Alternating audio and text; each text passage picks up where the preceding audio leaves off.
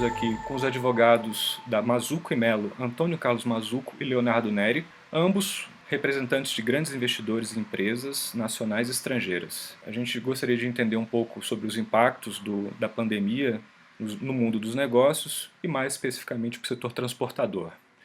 Sabemos que a epidemia ela causa uma disrupção em vários serviços que podem causar quebra de contratos, né, com adiamentos ou não entrega de produto, não cumprimento das obrigações. Eu gostaria que os senhores comentassem um pouco sobre isso e qual é a possibilidade de entender essa epidemia como um caso fortuito, qual é a possibilidade de renegociar esses contratos de modos a cumpri-los futuramente ou simplesmente extingui-los. Uma satisfação estar aqui com você, obrigado pelo convite. E eu gostaria de começar dizendo o seguinte, que a questão da revisão dos contratos, ela é uma questão bastante antiga, não é uma novidade. Agora, qual é a regra dos contratos? Em direito se chama pacta sunt servanda, questão em latim, que significa que os contratos, os acordos, eles devem ser cumpridos. Quando a gente fala de descumprimento, criaram-se várias doutrinas, aqui de direito romano, muito embora ela se aplique também aos sistemas de common law, que são as doutrinas do caso fortuito e força maior, elas estão no Código Civil, no artigo 393, então a definição ela vem junto, tanto do caso fortuito quanto de força maior. O Código Civil diz que verifica-se tanto um quanto o outro no fato necessário, cujos efeitos não era possível evitar ou impedir. Então, se, por exemplo, nós temos uma situação já, vamos dizer assim, degringolada, né? Uma parte que já não está cumprindo determinado contrato, evidentemente que essa parte vai ter uma dificuldade para dizer, olha, a culpa aqui é de caso fortuito ou força maior. Então, uma empresa que já está desestruturada, que já tem problemas na estrutura de capital, esse tipo de coisa, não vai poder se beneficiar de uma situação dessa ordem. Nós temos também o setor de transportes, ele é muito curioso, né? Porque nós temos diversos setores que continuam trabalhando, por exemplo, o setor de alimentos, né? Não houve uma quebra da oferta, melhor, uma quebra da demanda, ou um aumento da demanda, né? Claro que essa situação de lockdown, ela tem um impacto na operacionalidade das empresas, né? Agora, como é que a gente trata essa situação? Caiu o preço do combustível, né?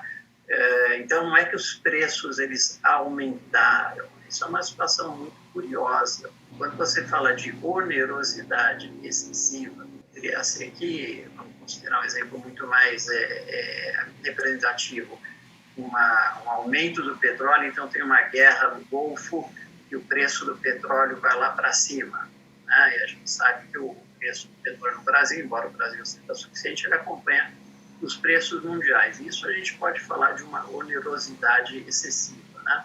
Então, uma coisa fala-se muito, mas quando a gente vai levar essa questão para juízo, a gente precisa ter elementos. Então, só para situar a questão, em termos de Código Civil, o Código Civil ele prevê a questão da força maior, caso fortuito, artigo 393, é o parágrafo único.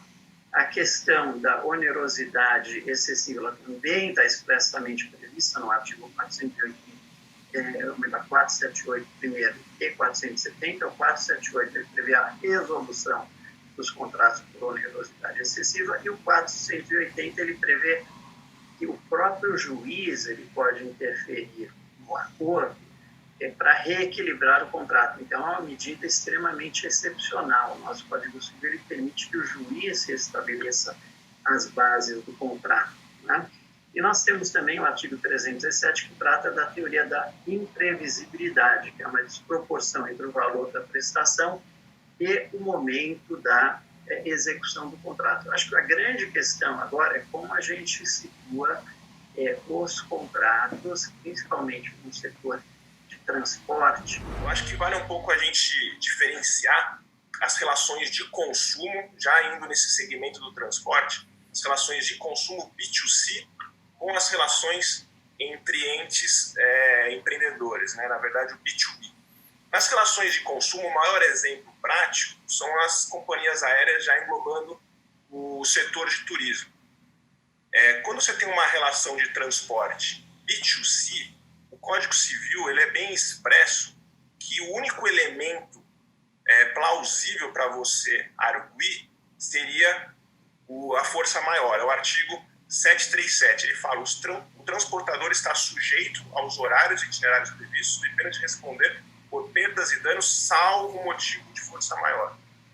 Atrelado ao 734, o transportador responde pelos danos causados às pessoas transportadas e suas bagagens, salvo motivo de força maior, sendo nula qualquer cláusula excludente de responsabilidade.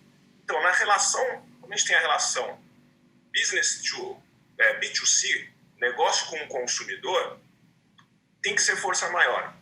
A força maior ela é muito compreendida no contexto atual, porque seria o fechamento das fronteiras, no caso do segmento aéreo, faz com que as companhias elas não tenham como operar. Então, é um caso que, quando a gente estuda direito, é muito tópico, ele é muito difícil de visualizar na prática, mas a gente está vivenciando isso hoje. Então, ela é muito adequada.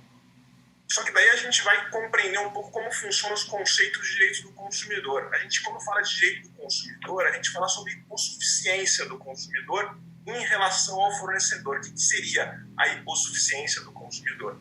O consumidor ele é visto por uma posição muito mais vulnerável, de muito mais fragilidade, porque ele não detém do conhecimento da cadeia. Ele detém só do produto, do serviço final.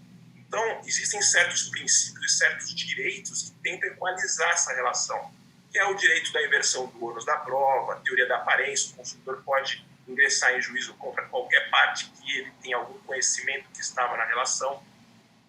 Só que quando a gente está vivendo um caso de força maior, que, como eu expliquei, no caso de transporte é o único, excepcional, pode sustentar a arguição, no caso B2C, quando a gente vivencia isso, essa relação desequilibrada de hipossuficiência com direitos maiores para o consumidor perante o fornecedor, ela acaba não sendo viável na prática. Por quê? Exemplo prático do caso das aéreas.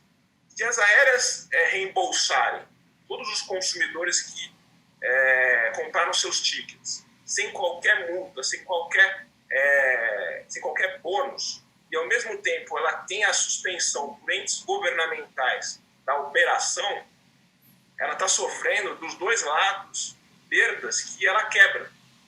Então o fornecedor, na relação de consumo, nesse caso de força maior, ele também está numa situação vulnerável. Então ele precisa ser tratado de forma diferenciada, o fornecedor. Por isso que o governo interveio pela MP 925 nas aéreas, inicialmente em 18 de março, e depois 8 de abril com a 948 para englobar todo o setor de turismo, porque foram muito afetados, não só as aéreas, mas as empresas de hotelaria, os hotéis, os restaurantes periféricos, engloba teatro, cinema, eventos, engloba toda essa rede de entretenimento acoplada no turismo. Então, quando a gente fala de relação de consumo, força maior acaba preponderando. Só que existem as relações B2B, que o Mazzuco colocou de forma muito, muito bem enquadrada os principais princípios do Código Civil, que é a onerosidade excessiva e a tese da imprevisibilidade. No caso do B2B, como que a gente entende consumo? O consumo é o destinatário final daquele produto ou serviço. O B2B, no caso do transporte, ele é um intermediário, então ele não é o consumidor final. Então, o Código de Defesa do Consumidor, o CDC, ele não se adequa nesses casos. Na relação de transporte, no Código Civil, já não é o transporte de pessoas, que tem essa excepcionalidade que eu citei da força maior. É transporte de coisas. Transporte de coisas, relações contratuais, pactus sunt servanda. Só que as exceções do pactus sunt servanda, que é você cumprir com as cláusulas que foram adequadas, que foram viabilizadas bilateralmente pelas partes, tese da imprevisibilidade, quando a parcela se torna, a parcela perante a outra parte, ela se torna onerosa, em virtude de um fato extraordinário. Ou quando uma parte, no caso da locação comercial, um exemplo, uma parte, todo o ônus sobrecarrega uma parte. Por exemplo, o locatário comercial, ele tem todo o ônus da relação.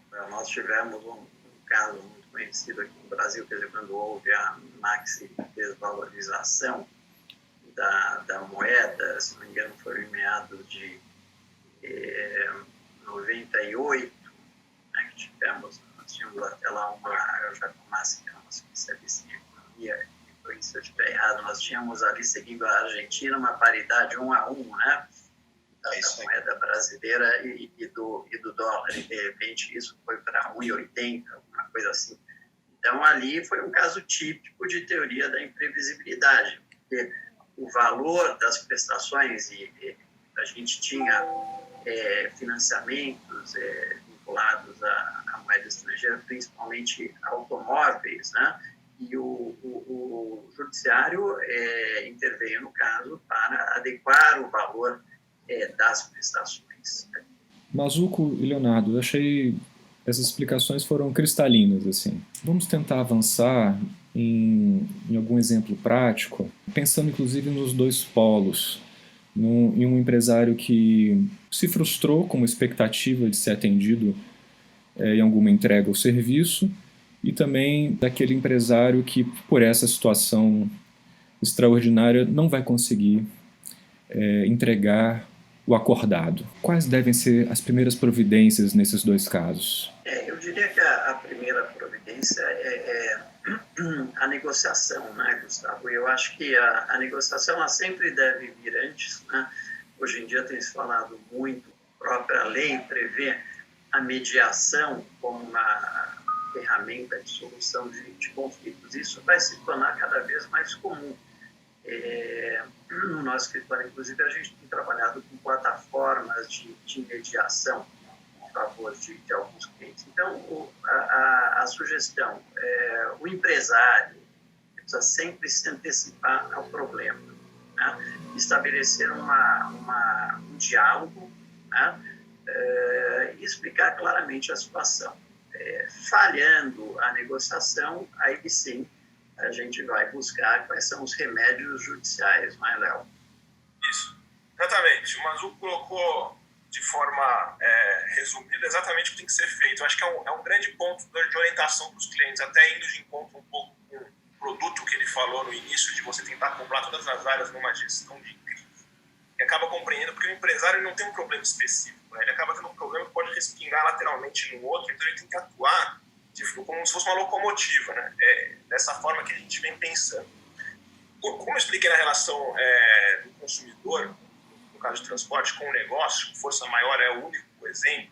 No caso do negócio com negócio, pensando nesse médio empresário que você citou, o Tribunal de Justiça tem algumas decisões, algumas jurisprudências que você alegar por simples vontade, força maior, como se fosse padronizar um monte de decisões no sentido de ter o deferimento, não está ocorrendo.